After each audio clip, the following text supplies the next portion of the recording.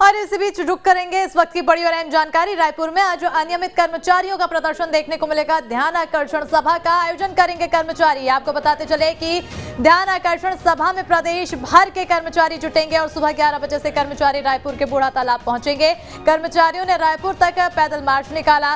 CM house घेराव की भी कोशिश करेंगे कर्मचारी। तो बड़ी और अहम जानकारी से आपको रूबरू करा रहे हैं, जहां लगातार अनियमित कर्मचारियों की तरफ से आक्रोश देखने को मिल रहा है और अब उनका गुस्सा फूटता हुआ नजर आया, जिसके तहत अब वो प्रदर्शन करते हुए अनियमित कर्मचारी नजर आ रहे हैं। अब ध्यान आकर्षण सभा का आयोजन भी कर्मचारी करते हुए नजर आएंगे। ध्यान आकर्षण सभा में प्रदेश भर के कर्मचारी जुटेंगे, जो कि सुबह 11 बजे से कर्मचारी रायपुर में बूढ़ा तालाब पहुंचेंगे। आपको बताते चले कि कर्मचारियों ने रायपुर तक पैदल मार्च भी निकाला है इससे पहले, और साथ ही साथ अब आज सीएम हाउस घेराव की भी कोशिश इनके द्वारा की जाएगी। तो बड़ी और अहम जानकारी से आपको रूबरू करा रहे हैं, जहां कल सीएम निवास तक कूच करेंगे कर्मचारी और अपनी मांगों को लेकर उन्होंने पदयात्रा शुरू की है, जिसके तहत कौशल्या मंदिर चंदखुरी तक उनकी ये पदयात्रा होगी।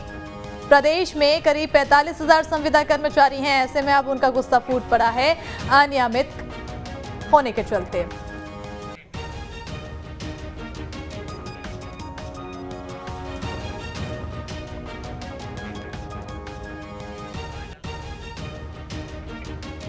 छत्तीसगढ़ सर्व विभागीय संविदा कर्मचारी महासंघ के बैनर तले 54 विभागों के 45,000 कर्मचारी नियमितीकरण की मांग को लेकर मंदिर हसौद टोल गेट से कौशल्या मंदिर चंदखुरी तक पदयात्रा कर रहे हैं। और आपको बताते चले कि इस दौरान रामधुन और राजकीय गीत से गांवों की गलियां गूंजती रही। बताते चले कि शाम को मंदिर परिसर में 1008 मनोकामना दीप प्रज्वलित कर सुबह बूढ़ा तालाब धरना स्थल पहुंचकर उन्होंने प्रदर्शन करना शुरू करेंगे, जहां महासंघ के प्रांतीय अध्यक्ष कौशलेश तिवारी के मुताबिक 2018 में कांग्रेस ने 10 दिन में नियमितीकरण का वादा किया था, जो अभी तक अधूरा है, जबकि राजस्थान, ओडिशा, झारखंड, हिमाचल प्रदेश, पंजाब जैसे कई राज्यों में संविदा कर्मचारियों को नियमित किया जा चुका है। आपको बता दें कि 2 दिवसीय मनोकामना पूर्ति पदयात्रा के लिए प्रदेश के कोने कोने से संविदा कर्मचारी रायपुर पहुंचने लगे हैं और पदयात्रा में बड़ी तादाद में महिला संविदा कर्मचारी और छोटे बच्चों को लेकर माताएं शामिल हुई हैं।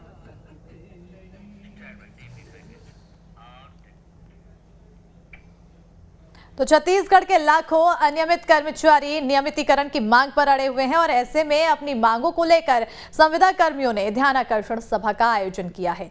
सरकारी विभागों में काम कर रहे सभी अनियमित कर्मचारी भी इस आंदोलन में शामिल होंगे।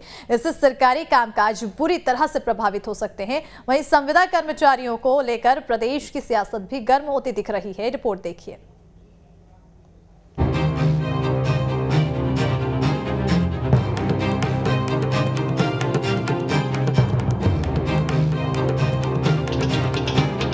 छत्तीसगढ़ सरकार कर्मचारियों के हित में लगातार कदम उठा रही है। हाल ही में कर्मचारियों के डीए में बढ़ोतरी भी की गई है, तो वहीं दूसरी तरफ नियमितीकरण की मांग को लेकर लाखों कर्मचारियों ने बड़े आंदोलन की चेतावनी दे दी है। 20 नवंबर को रायपुर में प्रदेश भर के कर्मचारी जुटेंगे और ध्यानाकर्षण सभा का आयोजन कर नियमितीकरण की मांग करेंगे। कुल मिलाकर संविदा कर्मी अब आर पार की लड़ाई के मूड में हैं। कर्मचारियों ने रायपुर में पैदल मार्च भी निकाला है। 20 नवंबर को ध्यानाकर्षण सभा का आयोजन होगा। ध्यानाकर्षण सभा में प्रदेश भर के कर्मचारी जुटेंगे। ये सिर्फ 1 दिवसीय धरना प्रदर्शन होगा। सुबह 11 बजे कर्मचारी रायपुर के बूढ़ा तालाब पहुंचेंगे। अनियमित कर्मचारी लंबी लड़ाई का ऐलान भी कर सकते हैं। आपको बता दें कि भूपेश सरकार में कर्मचारियों को कई बड़ी सौगातें मिली हैं। 8 बार महंगाई भत्ता बढ़ाया जा चुका है। जनवरी 2020 में 4% की बढ़ोतरी हुई थी। जुलाई 2020 में 3%, जनवरी 2021 को 4% की बढ़ोतरी हुई। जुलाई 2021 में 3%, जनवरी 2022 में 3% की बढ़ोतरी की गई। मई 2022 में 5%, अगस्त 2022 में 6% की बढ़ोतरी हुई और अक्टूबर 2022 में 5% की बढ़ोतरी की गई। मुख्यमंत्री भूपेश बघेल जी की सरकार राज्य के अनियमित कर्मचारियों को नियमित करने की प्रक्रिया पर आगे बढ़ चुकी है।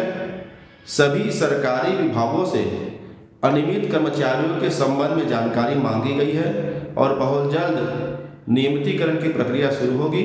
प्रदेश के हजारों नियमित कर्मचारियों को इसका लाभ मिलेगा और कांग्रेस पार्टी ने जो 18 के चुनाव में जो घोषणा किया था, जो वादा किया था, उस वादों को भी पूरा करने का काम कर रही है। बहुत जल्द प्रदेश के अनियमित कर्मचारी नियमित होंगे। संविदा कर्मियों की मांग पर बीजेपी का क्या कहना है वो भी सुनवाते हैं।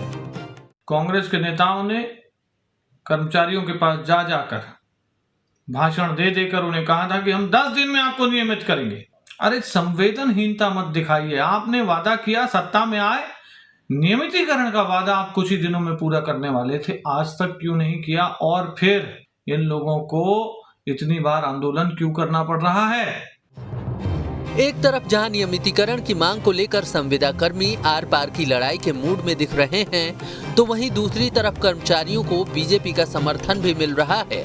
ऐसे में देखना होगा कि भूपेश सरकार कर्मचारियों की मांग पर क्या कदम उठाती है। Team news state. और कोरबा सांसद